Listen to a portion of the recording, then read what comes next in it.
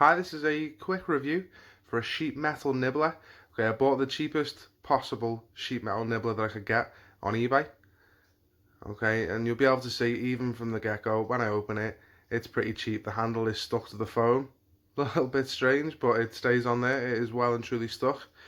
And what I wanted to do was just see if I could get one of these cheap nibblers to work on 1.8mm mild steel. Zintec steel is what I'm using, but mild steel all the same. First of all, as I pick it up, it seems quite heavy.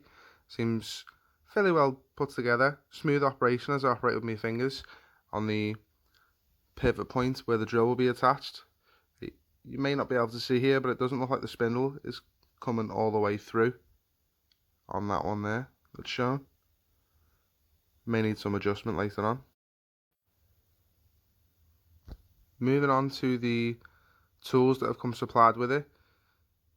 First of all, this is supposed to be an Allen key. It's quite clearly not.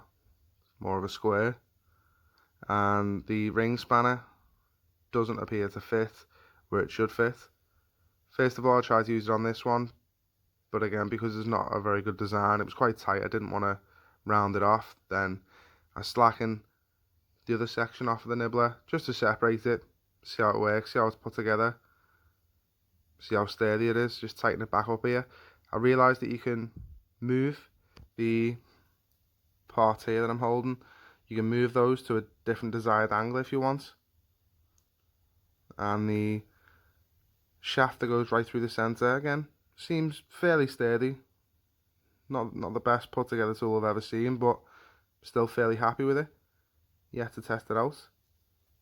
So far, what I've been using to cut my sheet metal is a 4-inch angle grinder with just a standard disc cutting bit on it. As I was tightening this up here, I was unsure whether the Allen key was going to round off. Okay, just put the handle on it here, which is for obviously holding it whilst you hold your drill. You can put that on either side of the nibbler and change either side to put the handle on. And again, just going to have a little look through what else came with it. So that's just a spare, sort of the black piece, if you like, of the nibbler. And this is the centre shaft. I gather for when it wears out, you've got replacement parts there.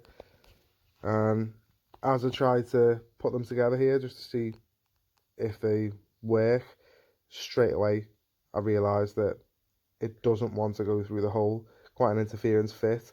Just off camera, I've just had to give it a little bit of persuasion. You can see here it fits now.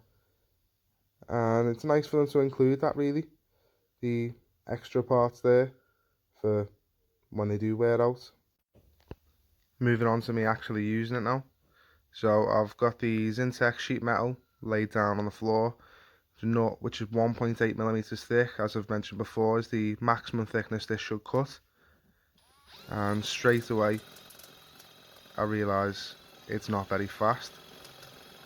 And as I try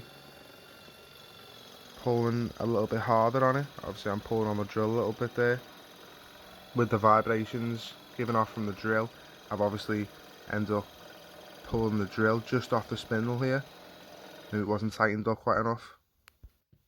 Put back together, first instincts that I see, it's cutting a lot slower than I thought it would.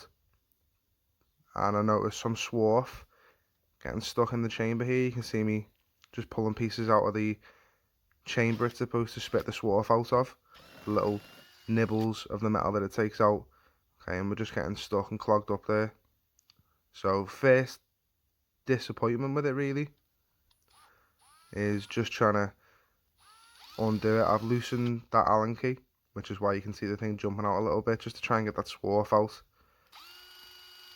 You see it just emptying itself there. So straight back to it. And my recommendations would be only use this for the acute turns that you wouldn't be able to get with an angle grinder without being wasteful.